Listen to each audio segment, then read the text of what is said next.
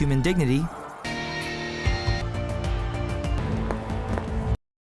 Welcome dear rockets. आज हम देखने वाले हैं मेहम मूवी। इस मूवी की शुरुआत में दिखाते हैं कि ID7 नाम का एक वायरस पूरी दुनिया में फैल चुका है। समाचार वालों ने इस वायरस को रेड आई वायरस नाम दिया है क्योंकि जो भी व्यक्ति इस वायरस की चपेट में होता है उसकी आंखें लाल हो जाती हैं। इस वायरस की चपेट में आए लोगों का गुस्सा बढ़ जाता है, उनके दिमाग की नसें बंद हो जाती है, जिसकी वजह से उनके सोचने समझने की शक्ति भी खत्म होती है और वायरस की चपेट में आया हुआ हर आदमी किसी न किसी पर हमला करता ही रहता है। ID7 का पहला केस नेविल रीड नाम के एक व्यक्ति में पाया गया था, जो कि आज से 18 महीने पहले पाया गया था। उसने अपने साथ काम करने वाले एक आदमी के चेहरे पर लगातार चाकू मारकर उस आदमी का खून कर दिया था। उसके बाद से पूरी दुनिया में हजारों ऐसे केसेस सामने आए, लेकिन CDC को यह विश्वास है कि वो पूरी दुनिया में क्वारंटीन करके ID7 को खत्म कर देंगे। उन्होंने ये तक वादा कर दिया है कि साल के खत्म होने तक पूरी दुनिया से वायरस का नामो निशान खत्म हो जाएगा। और उनका तो ये भी मानना है कि वायरस किसी को नहीं मारता, लेकिन उसकी चपेट में आए लोग किसी की जान ले सकते हैं। रीड ही सबसे पहला व्यक्ति था जिसने किसी की जान ली, लेकिन ड्रैगचो ने उसका केस लड़कर उसको बचा लिया। ड्रैगचो टावर्स एंड स्मिथ कंसल्टिंग में लॉयर की जॉब करता है। पहले तो उसकी वहाँ पर कोई भी इज्जत नहीं करता था, लेकिन जब से उसने रीड का केस लड़ा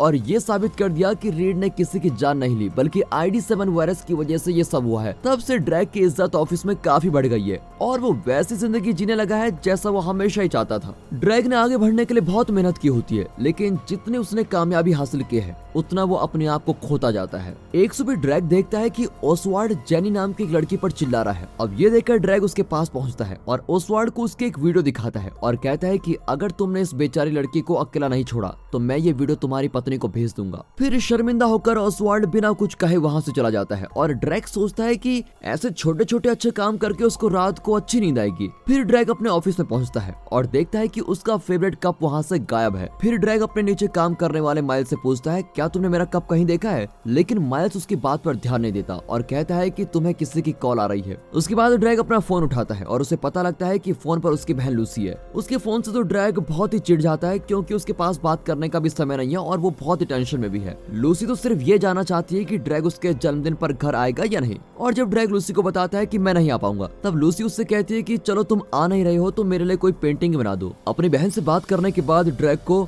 मेलिन क्रॉस के साथ एक मीटिंग करनी होती है। मेलिन अपने केस के सिलसिले में वहाँ पर आई होती है। उसे अपने बचे हुए लोन के पूरे पैसे देने के लिए थोड़ा और समय चाहिए होता है, लेकिन दुर्भाग्य से मिलेन के खिलाफ जिसने केस किया है उसने TSC के एक वकील को रखा है जिसका नाम एरिन स्मिथ होता है और ड्रैग TSC के खिलाफ कभी भी नहीं लड़ना चाहता है। इसलिए ड्रैग मेलिन को वहां से जाने के लिए कह देता है कि आप चले जाइए, लेकिन जब वो वहां से नहीं जाती तब ड्रैग सिक्योरिटी वालों को बुलाकर कहता है इसको बिल्डिंग से बाहर निकालो। उसके बाद ड्रैग थोड़ा शांत होने के लिए गिलास में पड़े पानी को पी लेता है, लेकिन वो इस बात से अनजान होता है कि पानी में ID7 वायरस है। अब ड्रैग की मेलिन से मीटिंग के बाद जेनी ड्रैग को बताती है कि हमारे बॉस जॉन टावर और हमारी सीनियर कारा पावेल मिलकर तुम्हें वांडा क्रॉप केस में फंसाने की बात कर रहे हैं। अब ये सुनकर ड्रैग को गुस्सा आ जाता है क्योंकि वांडा क्रॉप उसके ग्राहक नहीं होते, इसीलिए वो जल्दी से कारा के ऑफिस की तरफ जाता है। इस दौरान ओसवाल्ड जेनी को ऑफिस के बाहर से देखकर अपनी लाल आंख को बुझा रहा होता है। कारा पूरे ऑफिस को संभालती है और उसे ऑफिस में द सायरन के नाम से भी बुलाया जाता है क्योंकि वो बॉस के कान भरती रहती है। ड्रैग कारा के ऑफिस में पहुंचकर देखता है कि कारा ने ही उसका कप लिया है। अब ड्रैग और भी ज्यादा गुस्सा हो जाता है जब उसको पता लगता है कि कारा की असिस्टेंट मैग ने ही उसके कप को लिया है,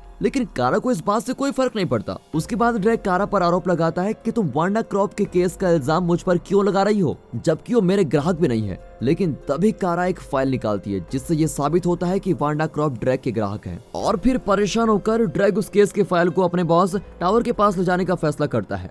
अब लिफ्ट में जाते वक्त भी ड्रैग और कारा एक दूसरे को बहुत बुरा भला कहते हैं। टावर के ऑफिस में ड्रैग कहता है कि कारा ने केस की फाइल से छेड़छाड़ की ताकि ऐसा लगे कि सारी गलती मेरी है। कारा हमेशा ही ऐसे केसेस में फंसी होती है। अब ड्रैग की बात सुनने के बाद टावर ड्रैग को कुछ देर बाहर जाने के लिए कहता है ताकि वो कारा की बात भी सुन सके। बेचारा हारा हुआ महसूस करते हुए ड्रैग अपने एक दोस्त एवन नाइल्स के ऑफिस में जाता है। एवन उससे कहता है कि तुमने बिना कोई प्लान बनाए सीधे टावर के ऑफिस में जाकर हालात और भी बिगाड़ दिए हैं। अब वो दोनों बात कर ही रहे होते हैं कि तभी कारा वहाँ पर आती है और खुश होते हुए ड्रैग से कहती है कि तुम्हें नौकरी से निकाला जाता है। अब ड्रैग तो इस बात पर बिल्कुल भी विश्वास नहीं कर पाता, लेकिन उसके हाथ में कुछ भी नहीं होता और जब कारा उससे कहती है कि तुम अपने ऑफिस में जाकर अपना सामान पैक कर लो तो फिर गुस्से में ड्रैग को जाना ही पड़ता है। अब गुस्से में ड्रैग कहता है कि वो अपने केस द 9 के पास लेके जाएगा। दूसरी ओर दिखाते हैं तो कारा ड्रैग का मजाक उड़ाती है और वहाँ से अपनी लाल आंख को खुजलाते हुए चली जाती है। उसी दिन कंपनी के डायरेक्टर्स और द 9 डेरेक की जॉब को पूरी तरह से खत्म करने का फैसला करते हैं। उसके बाद ह्यूमन रिसोर्सेज के हेड लेस्टर MC गिल ड्रैग के पास जाते हैं लेस्टर कंपनी से निकले जाने वाले हर एक व्यक्ति के बारे में जानता है, इसीलिए आमतौर पर उसे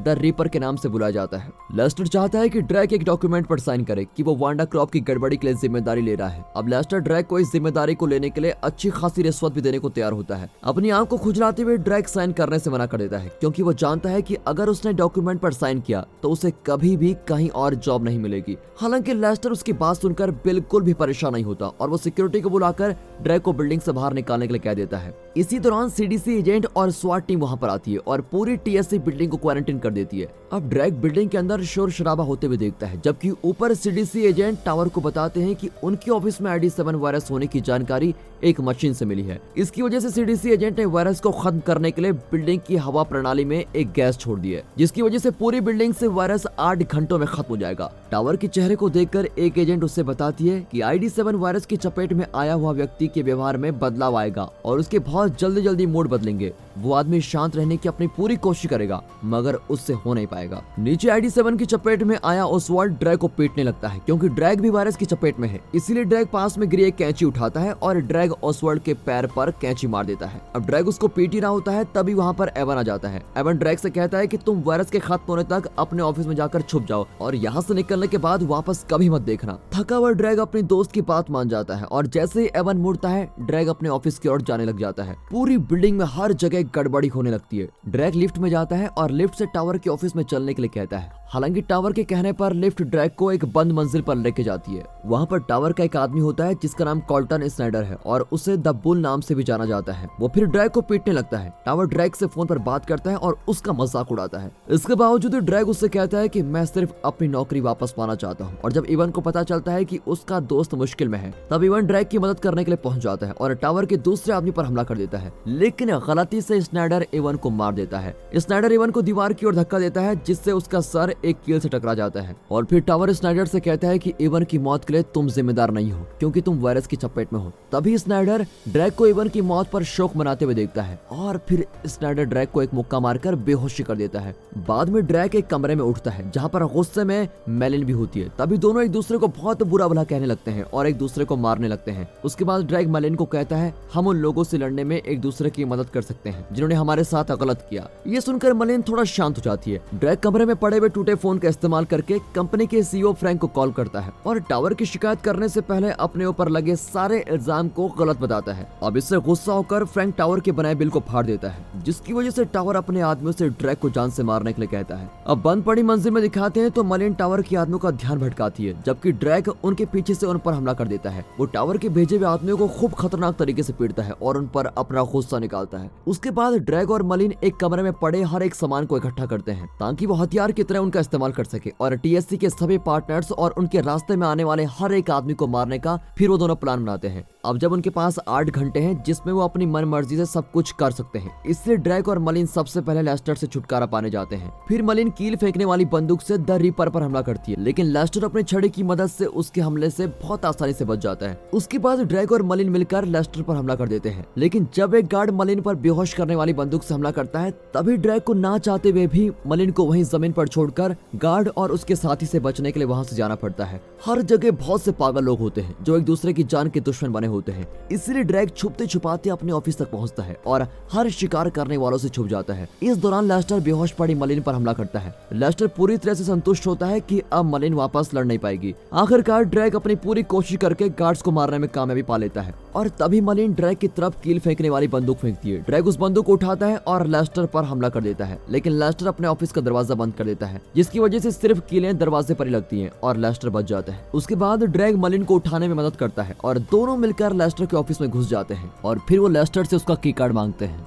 बार बार लेस्टर के मना करने के बाद जब दोनों मिलकर उसे कील फेंकने वाली बंदूक से डराते हैं, तब लेस्टर ड्रैक को अपना की कार्ड दे देता है। हालांकि जैसे ही ड्रैक की कार्ड उठाने लगता है, लेस्टर उसके हाथों में कैंची मार देता है और कार्ड वापस लेकर लेस्टर मेलिन को जमीन पर ही गिरा देता है। लेस्टर मेलिन को कील फेंकने वाली बंदूक से मारने की कोशिश कर रहा है और ये देखकर कंपनी में काम करने वाले लोग बहुत ही खुश हो रहे होते हैं। लेकिन जब ड्रैक मेलिन को हथियार इस्तेमाल करने के लिए कहता है, तब मेलिन गोल आरे की मदद से लेस्टर को मार डालती है। उसके बाद मेलिन ड्रैक के हाथों में से कैंची निकालती है और उसके बाद कमरे से बाहर निकलने के लिए मेलिन कील फेंकने वाली बंदूक का इस्तेमाल करके दरवाजे पर खड़े सभी कर्मचारियों को मार डालती है। कुछ देर बाद ड्रैक द 9 को एक वीडियो भेजता है जिसमें ड्रैक कहता है कि जैसे वायरस की चपेट में आने के बाद से अपने साथ काम करने वाले लोगों को मारने के लिए रेड गलत नहीं था, वैसे ही जो अब मैं कर रहा हूँ उसके लिए मैं जिम्मेदार नहीं होऊंगा। अब इसी दौरान टावर कारा को ऑर्डर देता है कि तुम अपना की कार्ड तोड़ दो ताकि ड्रैक और मलिन मुझ तक न पहुंच पाए, और टावर कारा को रिश्वत भी देता है कि मैं तुम्हें अपनी कंपनी के साथी बना लूंगा। कारा फिर उसका सौदा मान जाती है। कारा मैक को कहती है तुम मेरा की कार्ड एक सुरक्षित जगह पर रख दो और मुझे भी मत बताना कि की कार्ड तुमने कहाँ पर छुपाया हुआ है। उसके बाद टावर सीडीसी एजेंट के हेड से कहता है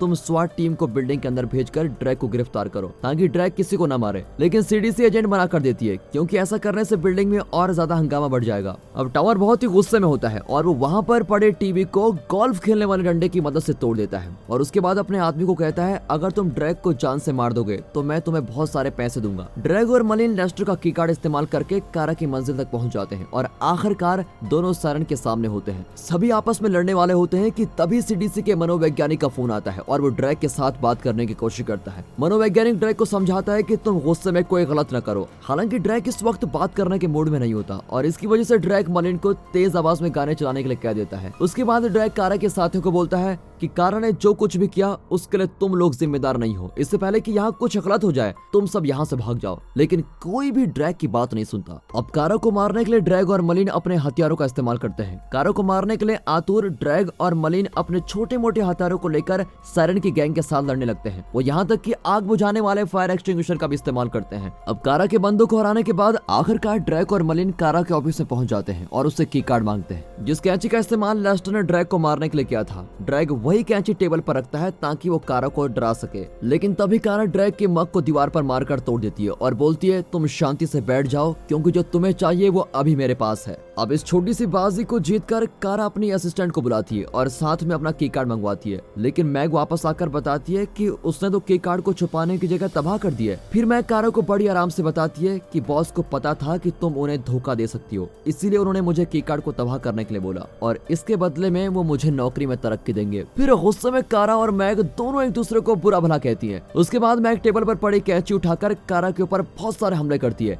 और इसमें वो मारी जाती है। फिर ड्रैग टावर को एक वीडियो भेजता है जिसमें उन्होंने कारा की जीप काट कर निकाल दी है और इस वीडियो के जरिए वो टावर को धमकी भी दे रहा होता है। बाद में उसी दिन ड्रैग मलिन को बताता है ये मग लूसी ने मुझे गिफ्ट किया था जिस दिन मेरे टीएससी में नौकरी लगी थी। फिर ड्रैग मलिन की लोन वाली फाइल को देखता है और बताता है कि अगर मेरे बॉस इस पर साइन कर देते हैं तो तुम्हारा काम जरूर बन जाएगा। अपनी गलती को महसूस करते हुए ड्रैग मलिन से माफी मांगता है और मलिन भी उसकी माफी को मान लेती है। इसके कुछ ही देर बाद ड्रैग के पास एक वीडियो आती है जिसमें टावर मजे के साथ एवन की लाश पर पेशाब कर रहा है। अब ये देखकर बेचारा ड्रैग बहुत रोने लगता है और उसको गुस्सा भी आता है। ड्रैग मलिन को बोलता है मेरे दोस्त एवन के बच्चे भी हैं और मैं उनके लिए क्या कर पाऊंगा, उनको एवन के बारे में कैसे बताऊंगा। अचानक ड्रैग और मलिन एक दूसरे की तरफ थोड़े क्लोज होते हैं और एक दूसरे को रोक नहीं पाते। वो बहुत अच्छे से एक दूसरे को किस करने लगते हैं। इसके बाद दोनों आईटी में काम करने वाले रे को ढूंढ लेते हैं और रे की मदद से वो स्मिथ के कंप्यूटर को हैक कर लेते हैं। रे स्मिथ के कंप्यूटर से सभी जानकारी चुराकर एक हार्ड ड्राइव में डालता है और इस जानकारी की मदद से ड्रैग स्मिथ को नीचे बुलाता है। स्मिथ के पास और कोई चारा नहीं होता और वो टावर के पास जाती है और अपना की कार्ड मांगती है। हालांकि स्मिथ को यकीन है कि ड्रैग और मलिन उसको कुछ नहीं कर पाएंगे क्योंकि स्नाइडर ने उसे बताया था कि जिस कमरे में तुम ड्रैग से मिलोगी वहां पर एक बंदूक भी रखी होगी।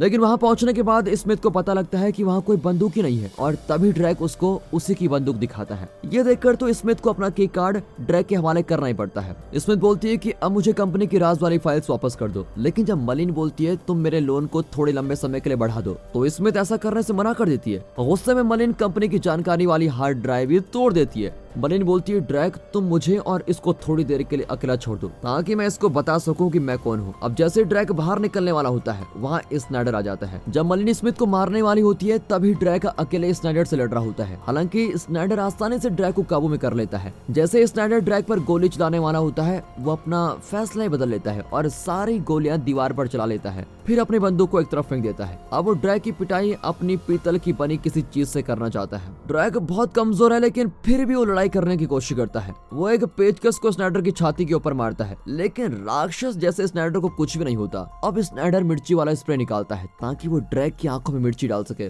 लेकिन ड्रैग अपना मुंह खोलकर सारी मिर्ची अपने मुंह में भर लेता है और फिर सब कुछ स्नाइडर की आंखों में थूक देता है और साथ ही अब की बार पेचकस को उसके सर में भी मार डालता है। वैसे ड्रैग के भी दर्द से बुरे हाल हो गए हैं लेकिन अपनी मुंह की तीखी मिर्ची को शांत करने के लिए वो पानी पीने के लिए भागता है। इस सब के दौरान स्मिथ मलिन को बताती है कि जो की कार्ड मैंने तुम्हें दिया है है उसको चलाने के लिए पासवर्ड की जरूरत है। ड्रैग के वापस आने पर स्मिथ बोलती है अगर तुम्हें पासवर्ड चाहिए तो तुम मलिन को बांध करके अकेला मेरे साथ छोड़ दो। और स्मिथ तो बहुत ही गुस्से में है क्योंकि मलिन ने हार्ड ड्राइव में पड़ी उसकी सारी मेहनत को खराब कर दिया है। अब ड्रैग जल्दी मलिन पर एक हमला करने का तय करता है ताकि वो उसको एक कुर्सी से बांध सके। बाद में मलिन जागती है और बहुत ही ज्यादा गुस्सा होती है, लेकिन जब ड्रैग उसको जाते हुए किस करता है तो मलिन मुस्कुराने लगती है। जाते हुए लिफ्ट में ड्रैग भी मुस्कुराता है। जब इसमें ड्रैग को पासवर्ड बता देती है तो ड्रैग उसको कुछ बोल्ट्स दिखाता है और वो बोल्ट्स मलिन की कुर्सी के होते हैं। अब जैसे ही लिफ्ट वहां से जाती है तो मलिन पीछे से आकर हथौड़े के साथ स्मिथ पर हमला कर देती है। अब ड्रैग के ऊपर पहुंचने के बाद टावर बोलता है ड्रैग मैं तुम्हें अपना साथी बनाने के लिए तैयार हूँ, लेकिन तुम मुझे मारने का ख्याल अपने दिमाग से निकाल दो। हालांकि जब ड्रैग इस बात को मानने से मना कर देता है, दो लड़कियां ड्रैग पर हमला करती है, लेकिन जैसे ही ड्रैग एक को जान से मार देता है और दूसरी लड़की को भी पीट देता है, टावर भी ड्रैग से लड़ने के लिए तैयार हो जाता है।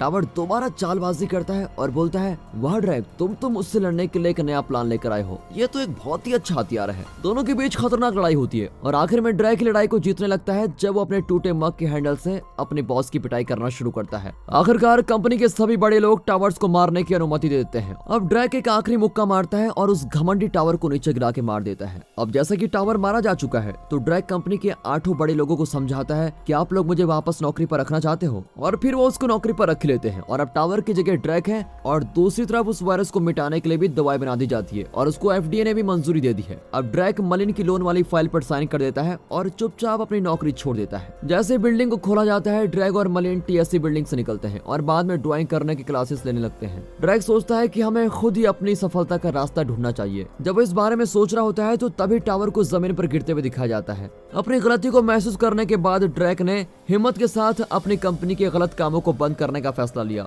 आखिरकार ड्रैग को अपनी पेंटिंग करने में काफी अच्छा लगता है और अब उसके साथ मलिन भी है जो कि उसके लिए बहुत ही अच्छा है और फिर दोनों खुशी खुशी जीवन जीने लगते हैं। दोस्तों इसी के साथ ये मूवी यहाँ पर खत्म होती है। वीडियो अच्छी लगी हो, मूवी अच्छी लगी हो, एक्सप्लेनेशन अच्छा लगा हो, वीडियो को लाइक कर दें, चैनल को सब्सक्राइब कर दें। मिलता है अगली वीडियो में, तब तक के लिए गुड बाय, अपना ख्याल रखिए and finally thanks for watching.